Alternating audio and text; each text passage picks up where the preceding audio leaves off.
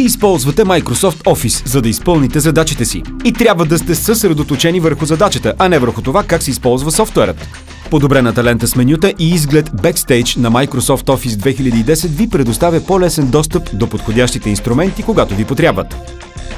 Така че може да фокусирате вниманието си върху крайния резултат, вместо върху това как да стигнете до него. С помощта на изгледа Backstage можете бързо да променяте общите настройки, като управление на информация за документа, отваряне на нови темплейти, принтиране и споделяне на документи. Когато искате да принтирате документа си, можете да използвате Backstage, за да настроите отстоянията, ориентацията на страницата и подбора на цветовете.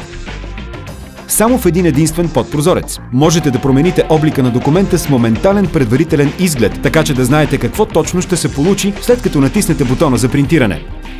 Можете също така да споделяте документа само с едно щракване, да го изпратите, използвайки опцията Email, или ако желаете да промените неговия формат на XPS или PDF.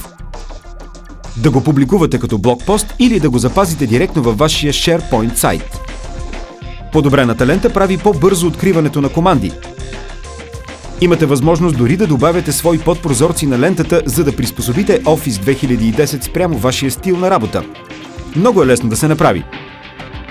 Просто създавам нов прозорец, давам му име и избирам командите, които искам да се съдържат в тази новосъздадена уникална група.